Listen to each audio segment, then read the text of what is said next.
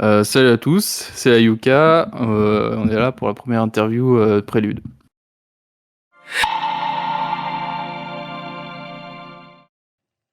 Donc, je vais présenter les participants. Donc, on a Reichiro, Yes, salut. Dwayne, Salut. Gundan C'est moi. et moi-même, Katsuki. Du coup, voilà, là, on va parler un peu chill de tout ce que la Yuka a fait jusqu'à aujourd'hui. Ray, tu peux nous parler un peu des origines Alors- de la Yuka. J'aimerais d'abord laisser la parole à Diego parce que c'était lui quand même qui était au centre. Diego, le premier leader.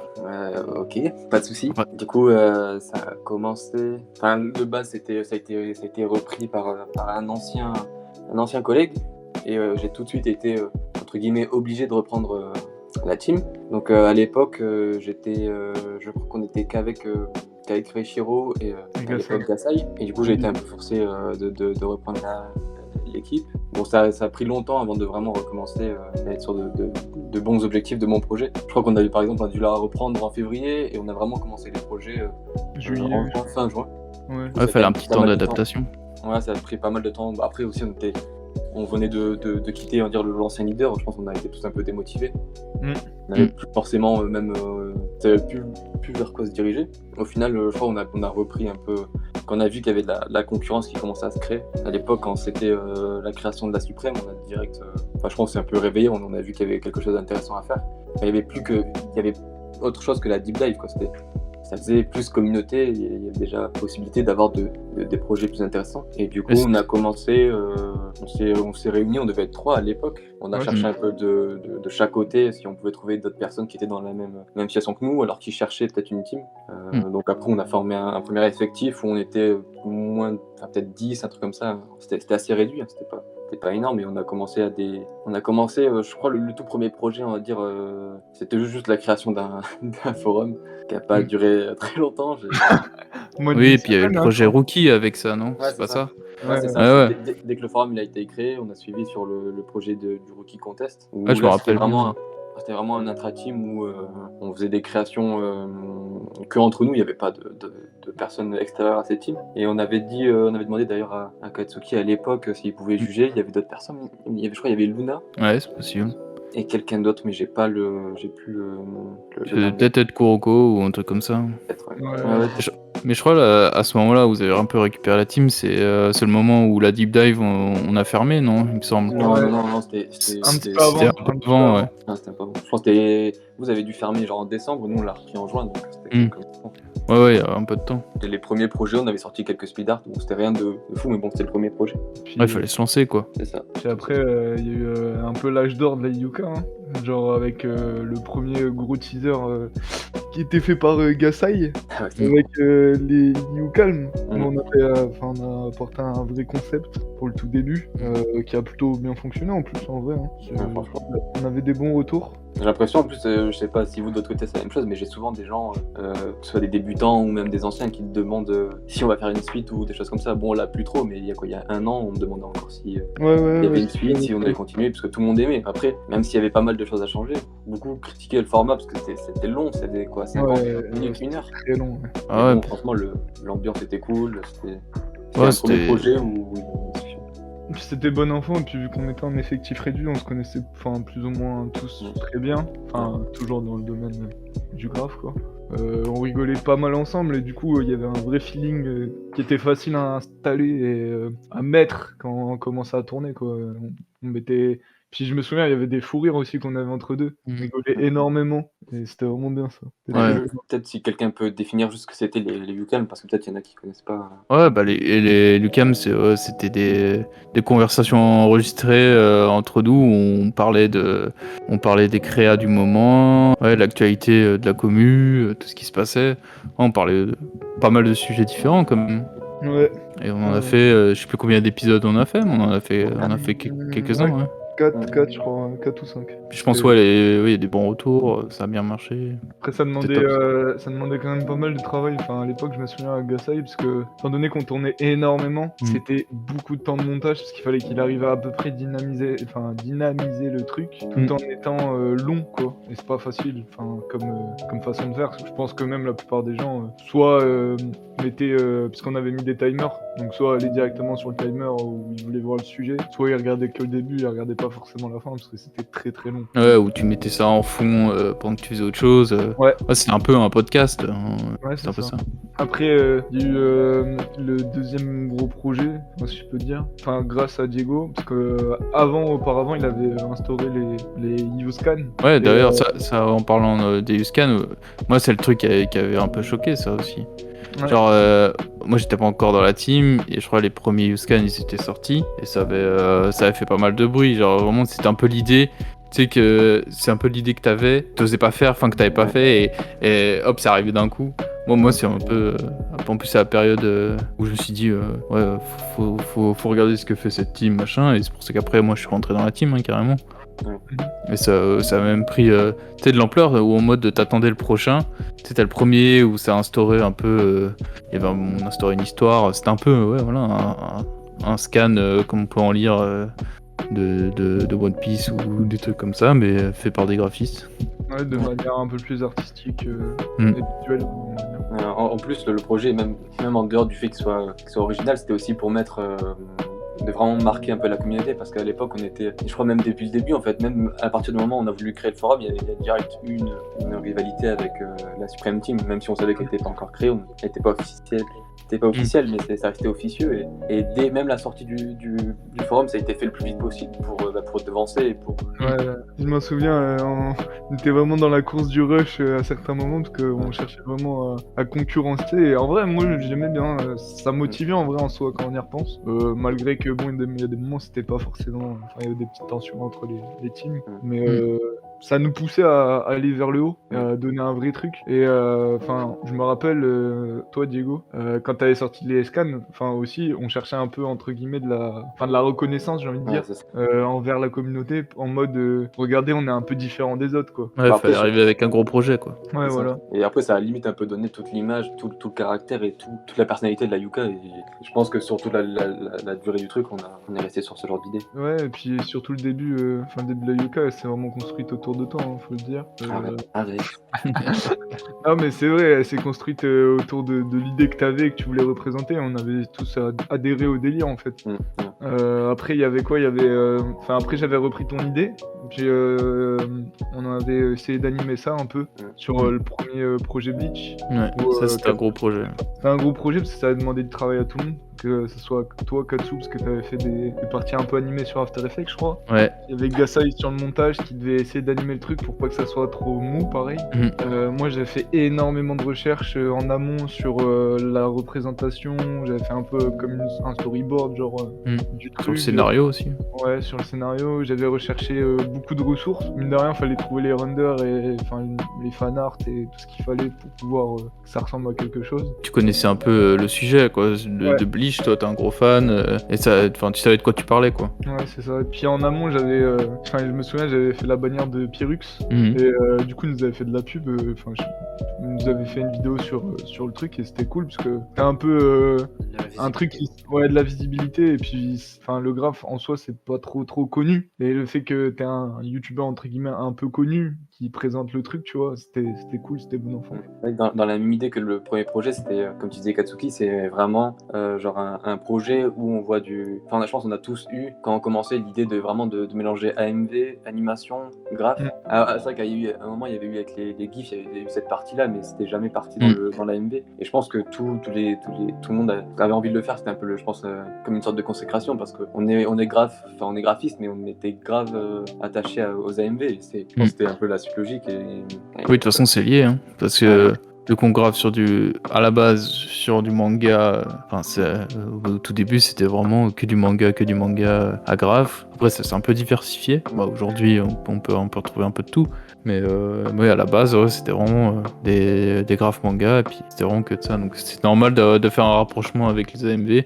Et je Il pense fallait que le faire, quoi. C'est ça que ça restait quand même je pense que là où Réchiro a bien réussi, c'est que c'était vraiment un gros projet et il fallait le mener. Ouais. C'était là où je pense que c'était. Fallait se poser et taffer dessus, quoi. Et puis c'est à cette période aussi que tu m'avais redonné le lead pendant un Ouais, moment. Puis tu t'étais déjà pas mal donné et ouais, du coup j'avais repris la suite en essayant de gérer au maximum que je pouvais.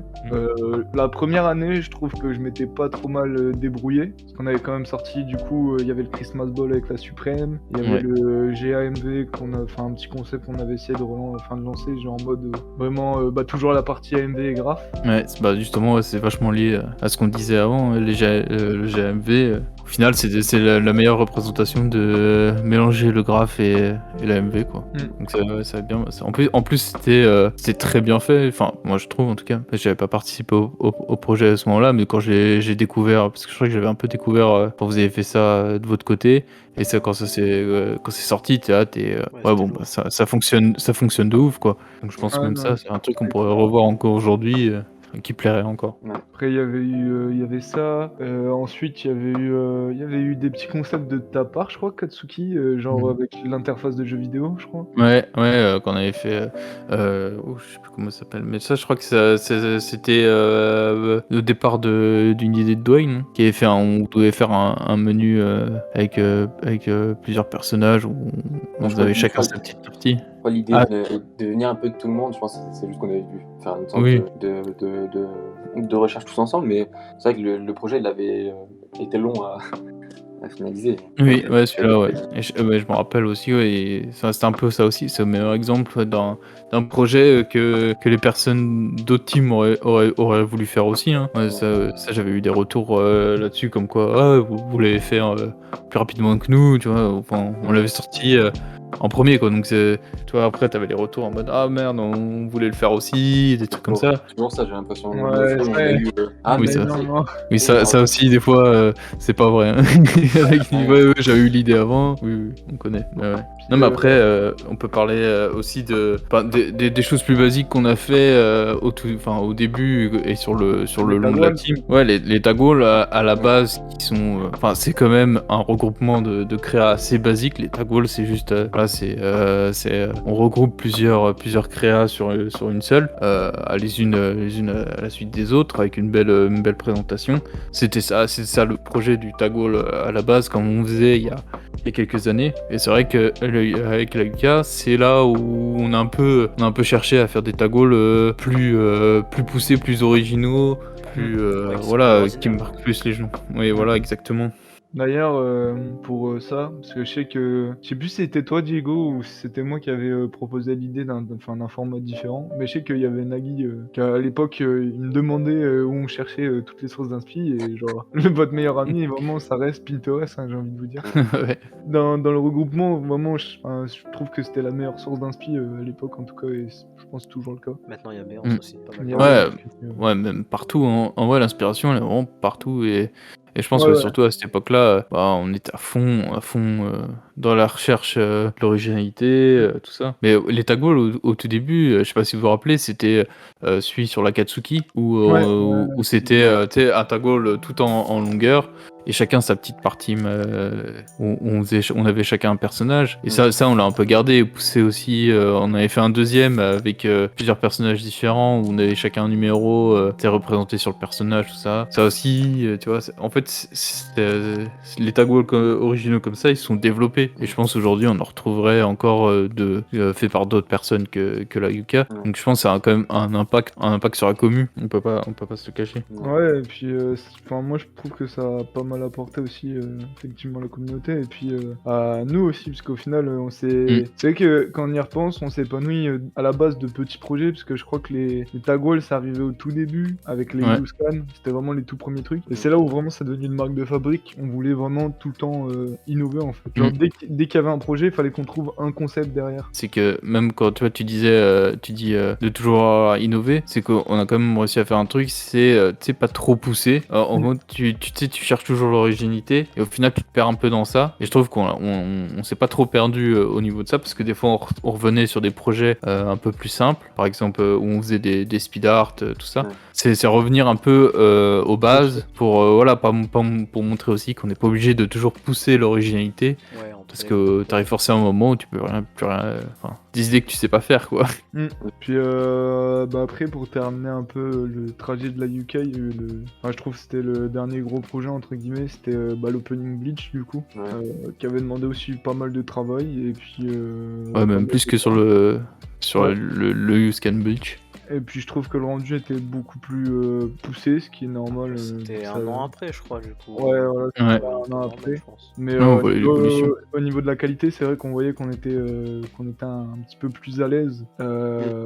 Après, je me souviens à l'époque, on avait mis pas mal de temps à le faire et à le sortir parce que forcément, ça demande du temps. Tout le monde n'est pas là en même temps. Il y en a qui avancent pas aux mêmes allures. Et ça, je trouve que c'est un des plus gros problèmes quand t'es dans une team, c'est que tout le monde n'a pas la même vitesse, la même allure. Du coup, il y en a qui se nerfent entre guillemets pour être à peu près à l'allure des autres. Il y en a qui accélèrent et en accélérant, leur qualité elle est un peu amoindrie. C'est vrai que je pense que c'était le plus gros problème en tout cas qu'on avait. Ouais, de toute façon, ça c'est un problème que je pense que d'autres teams ont eu aussi.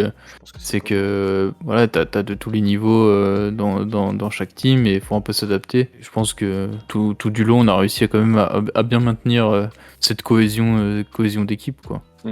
Et là on parlait originalité.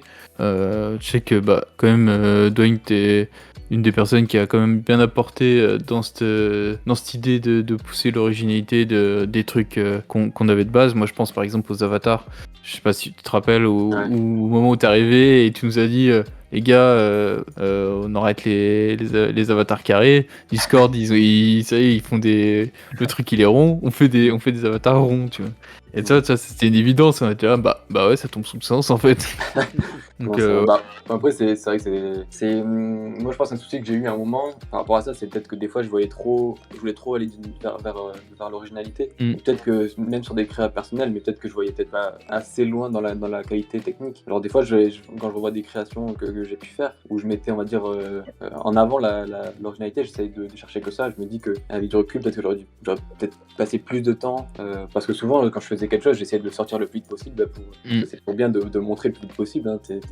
Ouais, je pense aussi ça allait avec la rivalité avec les autres teams, c'est qu'on poussait un peu l'originalité pour la sortir la plus vite possible, pour pas se faire piquer l'idée, parce que c'est vrai que quand tu bosses sur une idée que tu trouves originale et que tu vois notre team la sortir en toi, t'as un peu les boules, quoi, on va pas se cacher. Ouais, puis il y a aussi, comme il dit Dwayne, t'as envie de faire voir ton travail, quoi. C'est pour ça que t'essayes aussi de le sortir le plus rapidement. Motivation, ça. Après, si je peux me permettre de continuer le trajet de la Yuka, donc là ça va faire une petite année quand même qu'on est un peu vide, un peu mou.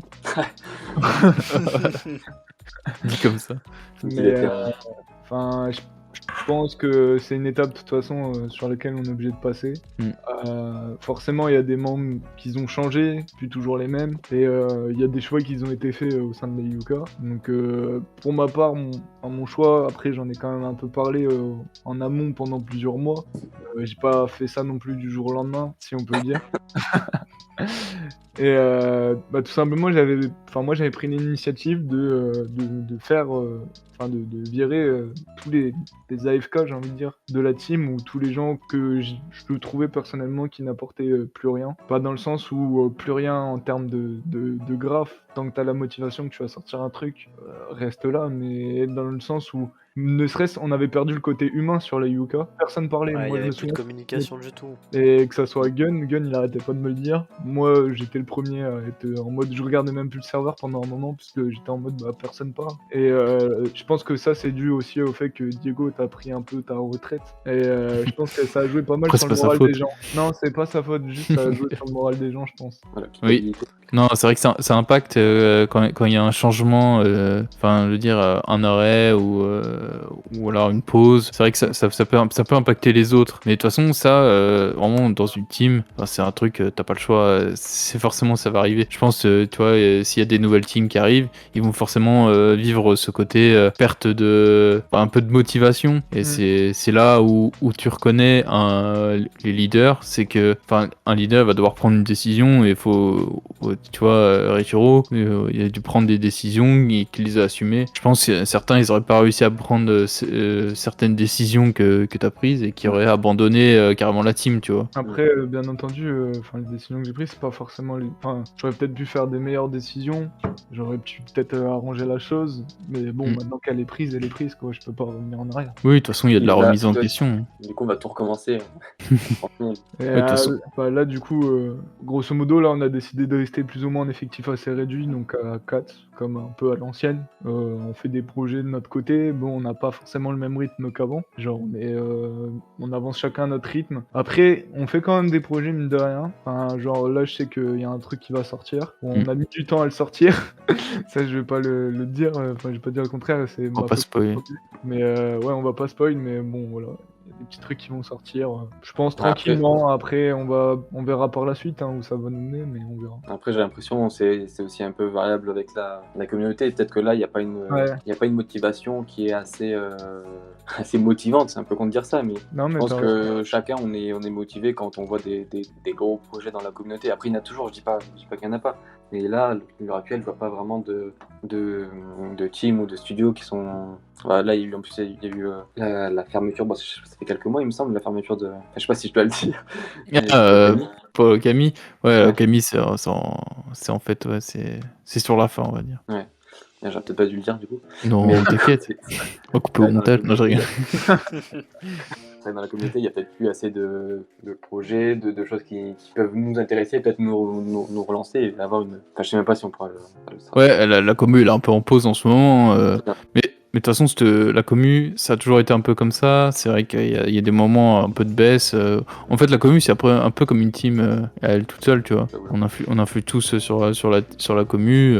On en fait partie, donc on est une partie de cette commu. Et c'est normal que, de toute façon, la commu, c'est jamais stable. C'est toujours des hauts et des bas, et c'est normal. Hein. c'est Je le pense fait de aussi. grandir, je pense, c'est de chacun prendre des Oui. directions. Ah bah c'est sûr. Hein. Mm. C'est sûr qu'avec le temps, ça change et ça évolue, et ça prend des formes différentes.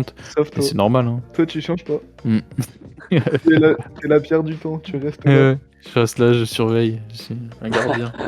C'est un Mais gar- ça fait même moi qui suis là depuis qui suis dans la commune depuis quelques temps.